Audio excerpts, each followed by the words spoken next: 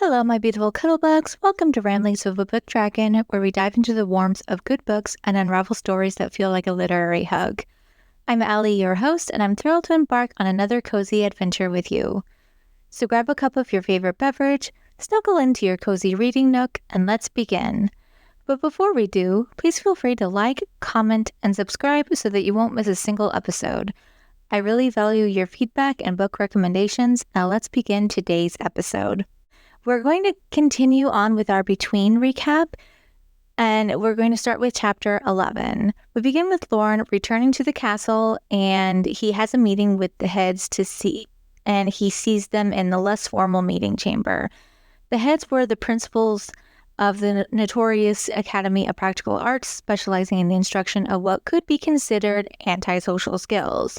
There's Head Fox Nevlin, the Dean of Thievery Procurement. It is said that he convinced a vetch merchant to trade his caravan of precious metals for a bar of soap. And then there's Head Raven Flynn, the Dean of Spying and Collections. And then there's Head Wolf Soren, the Dean of Assassins and Disposals.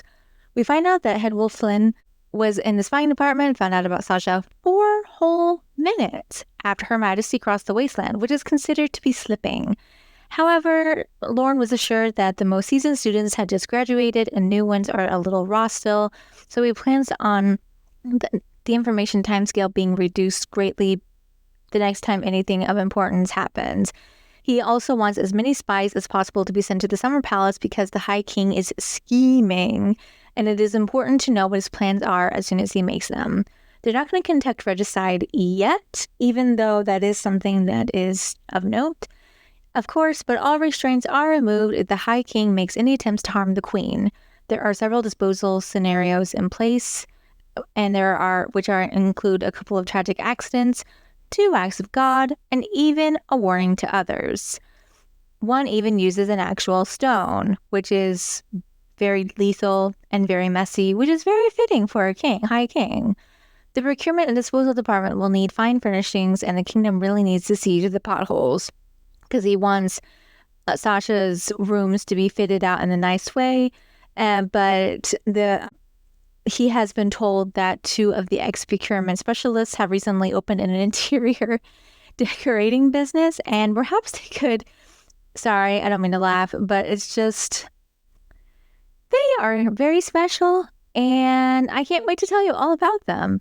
But they would like to assist the king with Sasha's chambers, and while Between isn't the ideal market for this, they're hoping to work across Otherworld, and decorating Her Majesty's chambers would be lovely to add to their resumes. And if they fail, the king can just swamp them, like, so no big. Lorne also wants art supplies, professional ones brought in for Sasha. At this point, Lorne is summoned to the witches, and approximately 40 minutes later, he storms back annoyed because it was a disaster. And then after that, Lorne is summoned by Between to gather her gifts. And it is very roughly done. And he's like, just don't break your toys, Between. Like, you're acting like a toddler. Just calm down, Between. It's fine. But we learn what Lorne's gifts were when he became the king, when he became the true king. And they're a mark on his neck that gave him the power to transform not only objects, but his own form. Then there was the mark that magnified his powers, and then the third mark was a tether. That is how his shadow came to be. And this mark was so painful that he had actually, like, passed out. And when he woke up, he saw his shadow in the reflection, and that's when he found out what was going on. Because Between had gifted Lorne with the power to draw upon the magical stores of Between itself. However, the price for this power is that he had to give up a small sliver of his soul, which is now encased in the mirror. So he's unable to leave for more than 3 days without being called back to Between, which is really sad because poor baby boy, he grew up as a slave locked away by night, and now he found himself slave to a sentient landmass. And I really hope that in Otherworld or later books, we really learn, we're getting all these little glimpses into his past, and we learn he did not have a very good childhood. It's like, poor baby. You just want to give him a hug. Like, no wonder he's so prickly, and no wonder he doesn't like hugs. He never received one. Poor baby boy. But anyway, Yeah, it's just very sad. And I hope Sasha is able to give him lots of warm hugs because we know Sasha is going to want to give him all the hugs once she truly learns about his past. And now, after we find out about this, he says her name and that he's going to receive her gifts. We don't know what these objects are, but they are a flash of gold, a small bottle containing something that is cerulean blue, and then a third object. And then somewhere in the chambers, the sound of a bell told as if a task of considerable destiny had been fulfilled. So Between did something big, big, big, big. He placed her gifts in a box and was drinking a bottle of Dwarven red gold whiskey, even though, of course, he can't get drunk. And this red gold has been classified as a cleaning product because of how strong it is. Now, we also are not to let anyone know what these gifts are. We don't know what they are ourselves, but we know that this is just very, very bad. And he also enchanted the box while drinking the whiskey. So, and even though he can't get drunk, but he was doing it while he was drinking. So if anyone tries to touch it, if anyone tries to do anything, it's not going to end very well for them because who knows what'll happen. Next, Lauren goes to the ledge of the mountain at the highest peak of Between and as far away from the box of coronation gifts as geographically possible. But we learned that the process of Lauren becoming a bird is not particularly pleasant for him. And we also have the interaction between him and Sasha, and when she called him Bad Bird, and he just found it all very amusing and delightful. And it was just it was kind of cute. But we just learn a little bit more about their interactions and his thought process. Like, that's what I really like about the way she split this up like this, because we are seeing, we see it all from her perspective first, of course, and we get her thoughts, but then it's nice to also get his thoughts of okay, why is he saying these things? Why is he doing these things? There is a purpose to it. There is a method to the madness here. And then we get into chapter 12, and Lauren wakes up to Ash calling him through the enchanted hand mirror to let him know that the High King is planning on orchestrating a kidnapping, which is especially egregious and rude because it's the Earther realm, and that's Lauren's responsibility. Ash did try to remind the High King of his role, but the High King dodged this information. And it's just okay. But they come up with a plan together to protect Sasha and learn that this is to happen at dawn, which is too early for a kidnapping. But it's interesting because they know she lives at a boarding house, but they don't know the directions to get there. And she knows that she's with her best friend, but they don't really know what they look like, which is going into this to some later information. It's all very suspicious, as certain people would say. But they come up with a plan, and I just love Ash. He's just so... I'm really happy for him and Lila, and we know Lila is just going to give him hell, and I'm so happy and excited for it because he's just I'm going to be your best man at your wedding. And Lauren's no, I'm going to ask all these other people. It's no, really, I insist. I'm going to be your best man. It's just these little interactions. They're just, I want to know.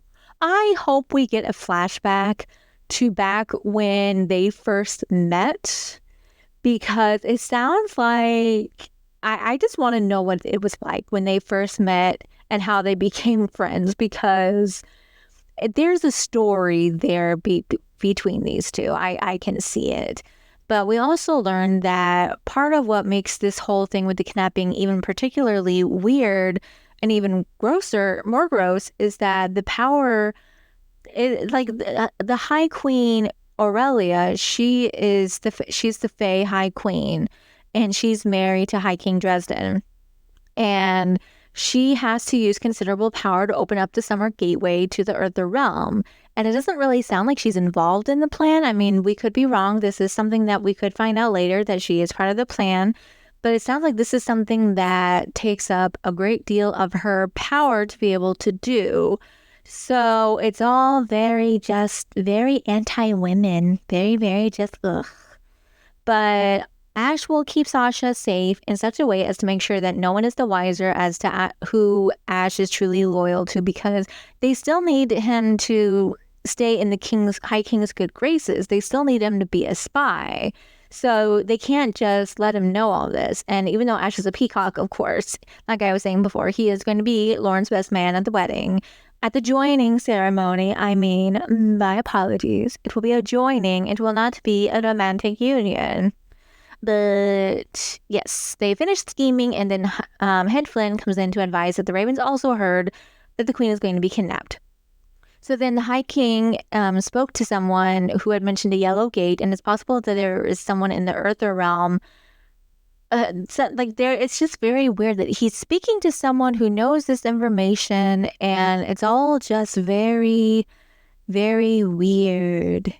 And then we also learned that they don't have the ability, the way that the king was speaking to someone in the mirror, they weren't able to read the king's lips. So Lauren decided to put up a rumor about at the kingdoms of at the Docks Embassy and at the Kingdom of Vetch, he's going to start rumors at both embassies about mirrors, giant mirrors, so that they would then be able to actually, there's no way in hell that they're going to be able to avoid reading the king's lips anytime at all moving forward. Next, we have our 3 new friends enter. They're 3 men who are travel worn, and the first is part dwarf. The second was the size of a small barn and composed of muscles and tattoos, and the third was tall and blonde. These are the elite who will be training Sasha in self-defense. Feltic is a small man and the commander. And I just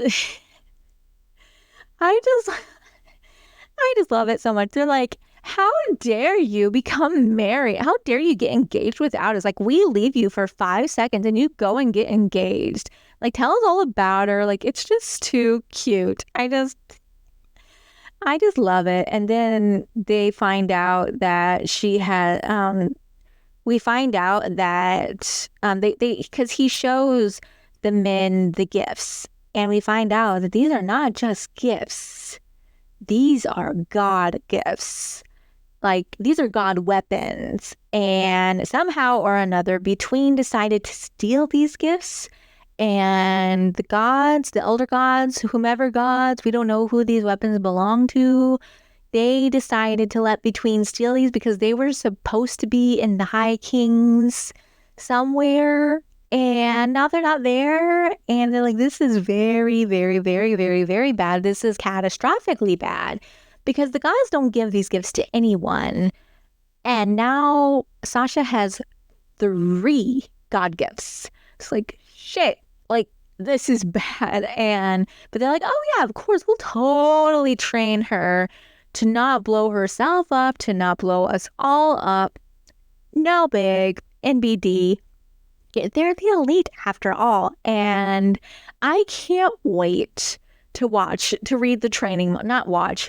This is like I'm watching a TV show. No. This is like reading a training montage. Like, I can't wait because they're just so sassy. I love them. But she doesn't know that she's going to receive these gifts. And Lauren was trying to put it on them because they're his minions. Like, we think she should know this from someone she knows. And she doesn't know us. Like, they have no problem being sassy to him. He was like, I could swamp you. And they're like, and leave her training to the castle guards? Not on your life, dude. Like, that's silly. That's crazy. But yeah, they're getting themselves a warrior queen, like a total badass, which we love. We're here for it. But anywho, that evening, while Lauren is working on revising the queen plan again, he saw Sasha's dreamer volume, and this was when he was looking at the silver volume from Sasha's perspective. We learned that he was actually looking at a picture of Sasha sitting in an armchair. And this is when she's in the room with him, and we learned that Sasha began to ask him questions about himself. He was worried that she was going to ask questions about his powers. He was worried that Sasha was going to fear him. So he didn't want her to know that he was an orphan who spent his childhood enslaved in the dark, dark mountains. But because everyone knows and judges him for it, like, they don't feel pity for him. They think that he's like, why is this man king? There's a lot of bad stuff that's happening in Otherworld. It seems like very anti-magic, very just bad stuff. But he found that he had enjoyed himself immensely with Sasha, which is just so cute. And unfortunately, during all the flirting banter, he had failed to warn her about the kidnapping tomorrow. So he already knew, but he's pretending like he doesn't know. Like he's not going to just show up already. Like they have to make it look like this is all a surprise, even though they're already planning this rescue mission for her. It's like, oh boy. Like, of course, it all goes perfectly not to plan. So then chapter 13, Lauren was very nervous about the plan to prevent the kidnapping. And while he's performed 12 deeds before, like he's done like way worse things. He's prevented kidnappings before. He's done all these crazy things before.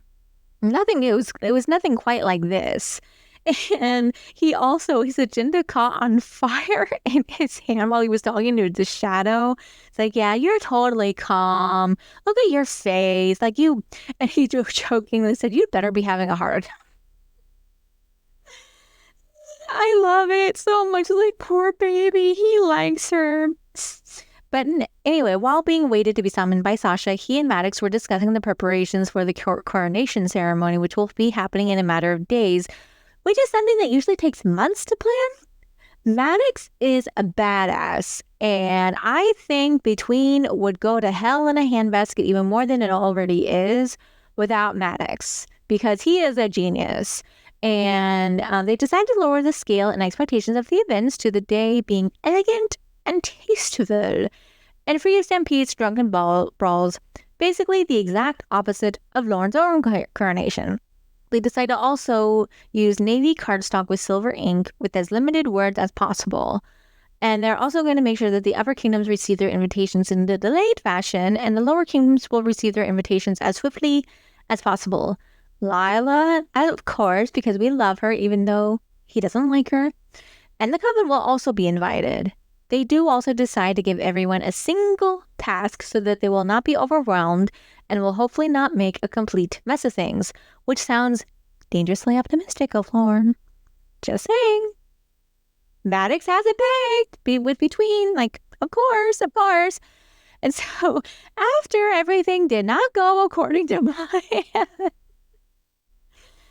this is after he gets summoned. Like, everything did not go according to plan. Lauren sat in the sleazy Weasel Tavern with the Tinker to Veil, and he had to watch the events with mounting horror via the Dreamer's Mirror, and had finished the job by pummeling Adiz's crotch with his own sword. Like, he had to watch Sasha doing all of this, and now Adiz is trapped in the wetlands. Sasha did earn the approval of Felzig and the others. They like how bloodthirsty and resourceful she is, and now they will retrieve Adiz from the wetlands and get him completely drunk on Raispa, which effectively muddles the memory. The Fixer crew is already with Adiz now and is preparing to take him to a troll bordello, which will help keep him from talking about his experiences. We also learn that Ash requires a woman who is a redhead to lift the curse, and while he's interested in Lila, he thinks she's a blonde. We know that she is a natural redhead. I'm very curious how they're going to do this with, like, how are they going to do that? How is Miss our Queen LL Starling, how is she going?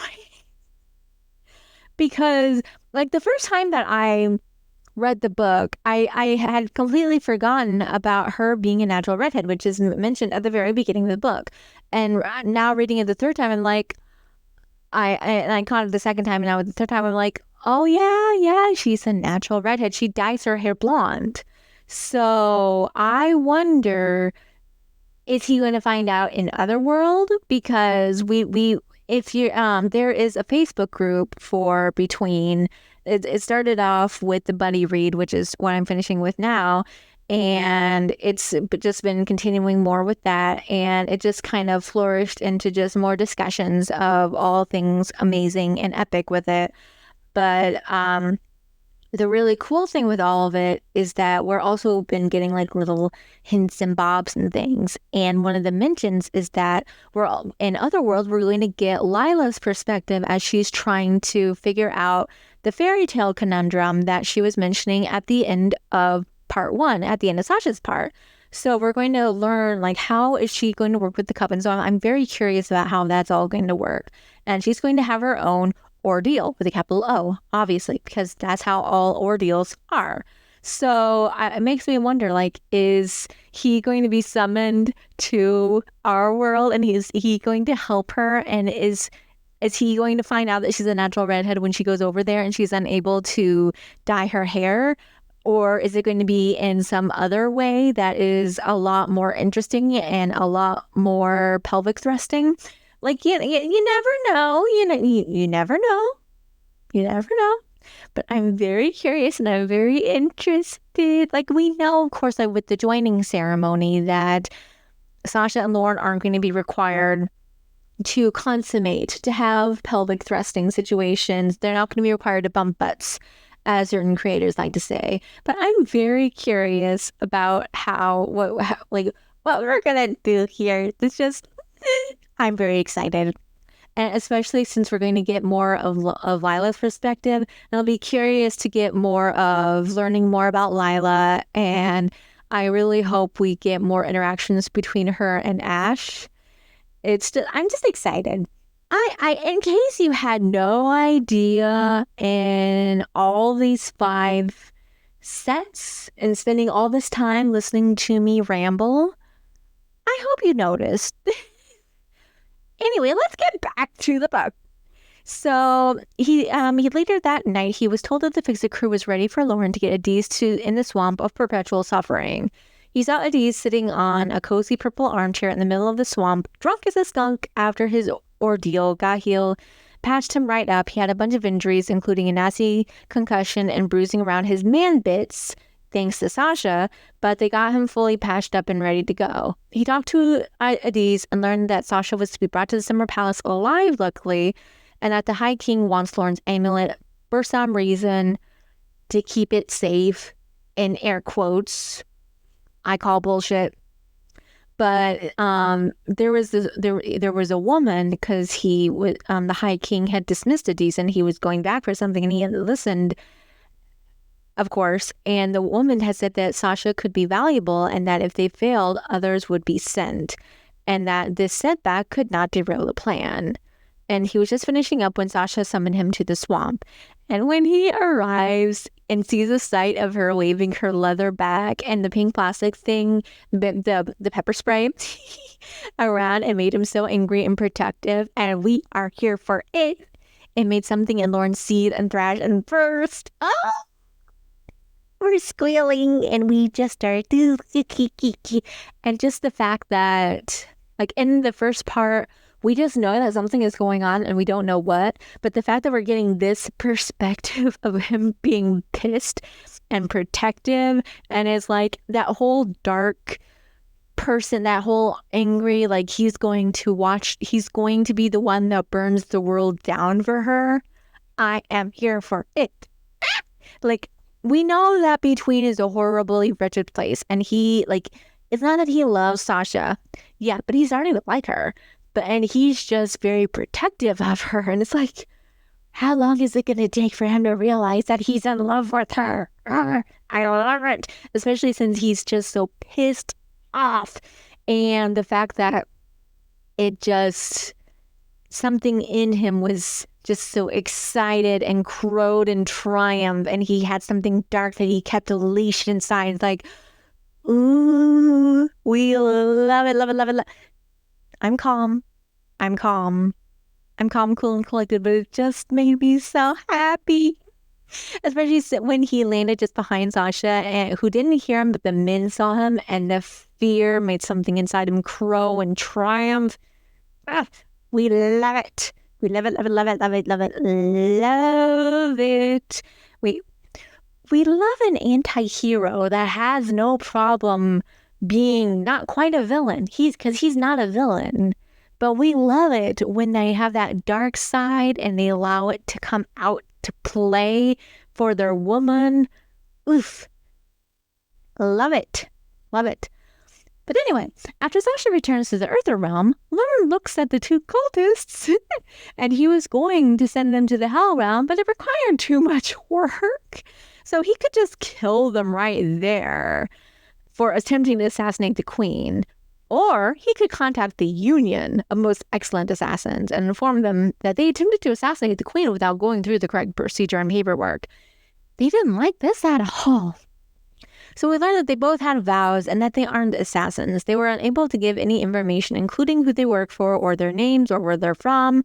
Nothing of that was really helpful because of this. So these men are not soldiers, but they are a hunter and a farmer, and they are more than happy to give their loyalty to the Shadow King. They're more than happy to answer any questions that he has. Just don't kill them. He holds for Maddox and commands for a vowsmith to come and break the vow and question them, but not break them for now. Just for now, since they're happy to cooperate and he may need them later. And you know.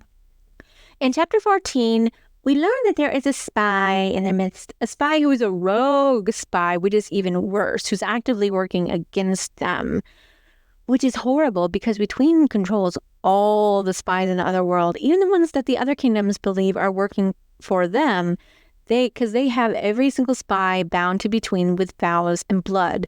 Yet the High King possesses information that very few know. And so this person who knows information about Sasha and Lila and where they live and that she wears the amulet around her neck, it means that she's an Earther. And I have a few questions about this. Like I have a few theories, I should say. I think either this is someone who's not maybe very high up in the coven, because I think it is a witch. I just don't think it's someone who's very high up in the coven. Either that or maybe the vows that the coven has to take prevent them from sharing too much information because they couldn't describe what Lila and Sasha look like. And also, they weren't able to really go into, they weren't able to say where the house is. They were able to say, yeah, she's living at the boarding house, but they weren't really able to give directions. So they had no idea where they were going. So either this is someone who's maybe not exactly fully in the coven, or maybe is a new person and maybe hasn't fully been there long enough to see anything, or maybe is someone that's higher up but wasn't really able to share much information because of the vows that they made. There's possibilities that could go either way, and I'm excited to see what more information we get. But yeah, they're pissed that there is a spy in our midst. They're pissed, and it'll be interesting to learn what they do with the spy once they catch him. But they first have to figure out who it is. They also summon Black, who is the finest spy in between, and Black is only summoned for the most sensitive and delicate assignments. They have them shadow the High King at all times. Everyone is on alert in the swamps, the trade routes, the ravens. Everyone is on high alert to gather as much information as possible and to try to find the white-cloaked high person, like they're the bad guys, basically. And they are going to keep the queen safe no matter the body count. And we are here for this, as I've said a million times. We love it. We love it so much. But anyway, the witch, and he was going to go to get the other death cultists, but the witches, they're feisty old ladies, and I love it. The witches of Old Middleton sent the death cultists from the Earther realm as a present, left forlorn in the portal chamber. They were both bound and gagged and unconscious. There had been a battle, and the witches had won. The coven is very feisty, and we love it. What's very sweet is that he technically wants to bring Sasha over. Like, he could drag her over, but she doesn't want to come yet. And he recognizes her agency. Like, he knows that, because this is something that probably, like, this is the way it went for him. Like, he challenged, and, like, he recognizes the lack of agency because of what's happened to him in the past. So he, like, as much as he wants to wrap her up and protect her and bring her over and into Between's folds, as unsafe as Between is, but at least in this way he can keep her safe with all the guards and everything. He knows that she would hate him, and he doesn't want that, which is just very cute. It's very sweet. His shadow also reminds him of the truly dreadful thing that he had to say, which is that he would rather have his face melted off than receive one of Sasha's hugs, which we all know is a lie, which is the exact opposite of what he wants. He wants all the hugs. He definitely wants a hug. So it's like, you should get her something pretty. It's like, I think Sasha would just want a hug. I don't know if she would want something shiny. I don't know. I mean, she might. But the next day, the castle is a complete disaster. The foyer ceiling was leaking fish again. Several castle guards found themselves on the ceiling without any way of getting down, and the water in the courtyard fountain had turned a sickly shade of yellow and smelled of pickles. This is the realm that Sasha is going to someday rule. Poor thing. Poor thing. And then Terrence, the creature in the wall, also caught a cold. Poor baby. We don't know what kind of creature Terrence is. They've been trying to catch him, but they haven't been able to get him yet. And Tractor the unicorn was stuck in an ale barrel, and an irate griffin had tried to storm the castle's main entrance only to get caught in the doorway. And after he had tried to bite Lorne's head off, he was just like, okay, we're just going to keep you here for right now. On top of that, the death cultists' questioning was difficult because they remained unconscious, and the Zadrian embassy wanted the death cultists sent back. And they're like, well, tell the Zadrian ambassador that a sinkhole could open up right at your embassy. Like, fuck off. We love it. But then we hear back from the vowsmith, who advised that the two gentlemen were in a vow twisted around a binding. The vow was recent, fresh, and green, but the bindings were older. He was unable to untangle them, but he had advised the magic tasted familiar, like lust and vengeance. But he was told that the bindings this powerful needed to be anchored in flesh and blood, and there will be a mark on someone holding it in place. Find the mark, unravel the bind, so we know what to look for now. And then he saw the flocks of birds and more creatures tearing their way through the air, heading for the open window for the portal chamber. And this is when all the creatures wreak havoc at the elementary school. Chapter 15. Moments later, he could already feel the summons to the Earther realm, and he found himself sitting in the tree, laughing at the sight of the beasties of his kingdom cavorting with tiny Earthers and the charming chaos. He was surprised that Tractor had actually obeyed a direct order from Sasha, but once he had everyone wrangled in back to between proper, he talks to the Shadow, and he's a bit jealous that she and the Shadow had a conversation. He's upset that the Shadow complimented her, but now if he doesn't work on his manners, he has a standing threat to strip and show the best features, all sides of it. So we know, we have a good idea of what that best feature may very well be. And on the one hand, I think Sasha may very well be intrigued enough, but I think she may also kind of be a bit weirded out and maybe a bit upset by that idea of the Shadow showing it. But it's like, I don't know. I don't know if she would go for it. I think she, like, I don't know. I don't know. But anyway, unfortunately, preparations for Sasha's arrival was going terrible, especially his meeting with the interior decorators. I don't know if they're iconic or terrifying or iconically terrifying, but they are definitely a taste. They're not the taste, but they are a taste. But it started off with a business card on a shiny piece of cardboard that had one side that was sharpened to be basically a shiv so they can use it in a bar fight. But their names are Murgatroyd and Spetzelbrass, interior decorators of distinction. They're two Weasley men, and they stole the names off ice fishermen they met in the ranges, and they rescued the furnishings from their tragic trip down a pothole. The caravan was full of rather artistic and unique pieces, and now it's just a matter of picking the right ones for the chamber. So now they need to know the vision for the chamber. Vision is in air quotes. It's a specialized decorator.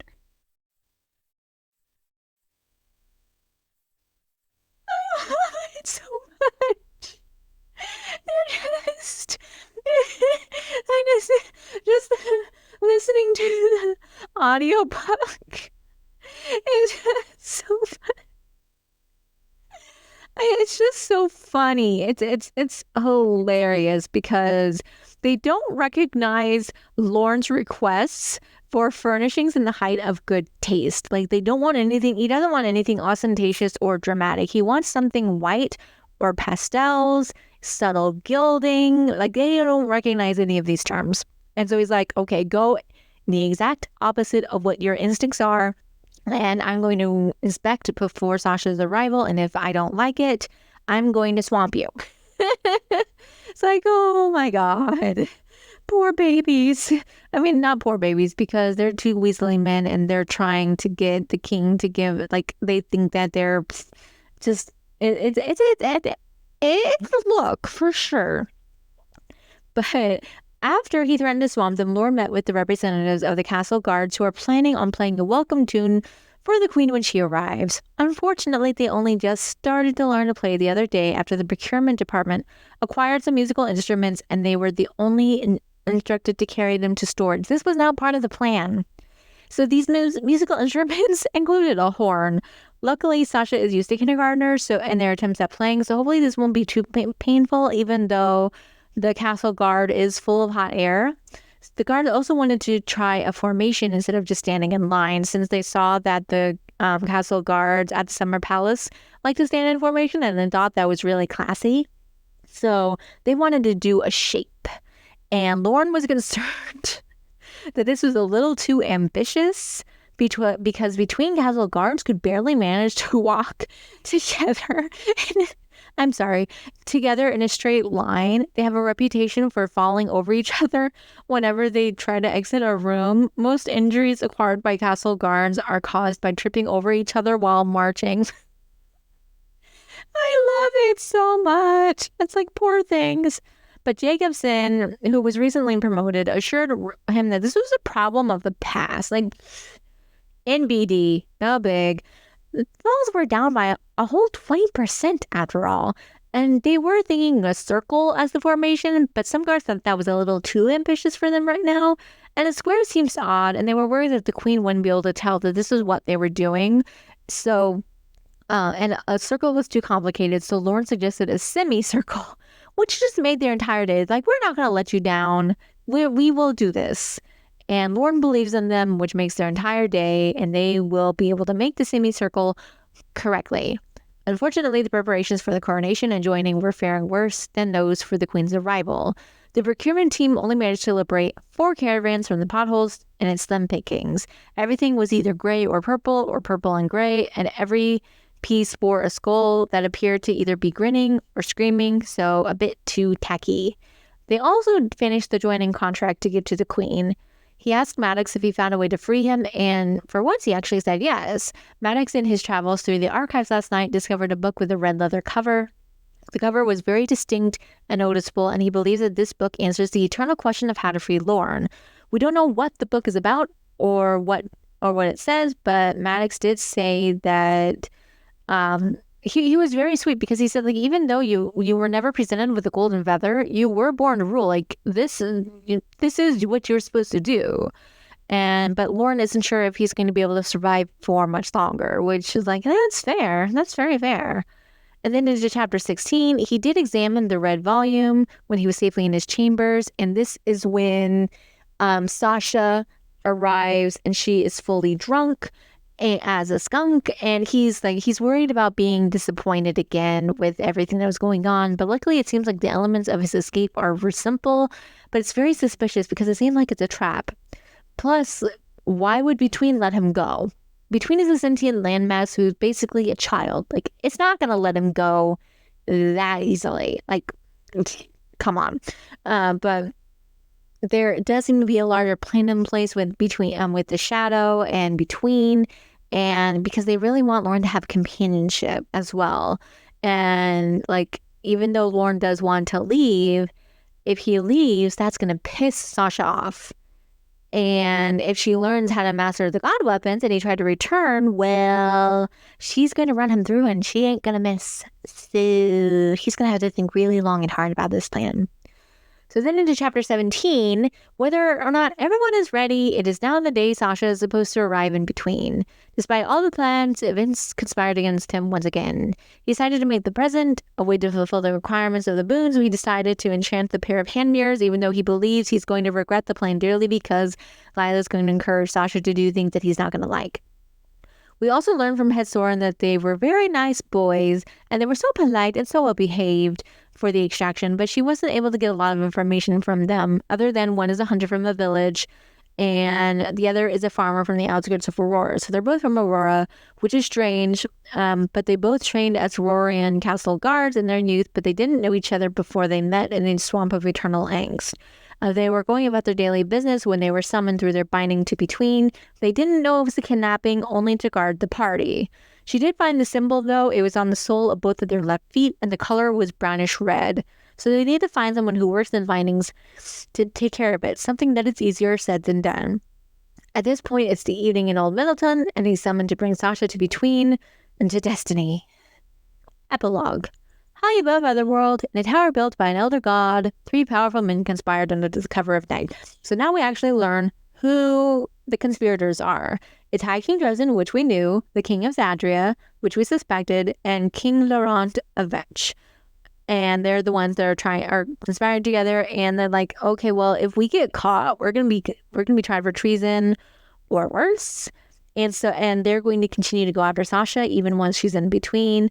And after the kings talk in the tower, as the kings continued to talk in the tower, Black, the craftiest of all the ravens, sat beneath the window ledge in a leather sling that had been enchanted to attach itself to anything that it touched. And around Black's shoulders was a cloak that reflected its surroundings. If anyone were to look up, they would only see the bone white tower awash with starlight.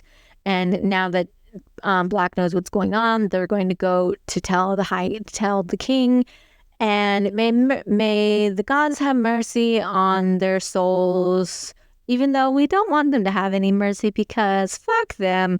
So yeah, this is the end of the book until we get to Otherworld. There were 2 preview chapters posted on LL Starling's website. I'm not going to review those because it's not the finished product yet, so I'm not going to go into deep dives over them, but I will say they are fantastic. They're hilarious. I was giggling the entire time, as with this entire book. I can't wait for Otherworld to come out, and I really, really, really, really, really hope that not long after Otherworld comes out, we get the audio version so we can continue to get the amazing audio productions with it.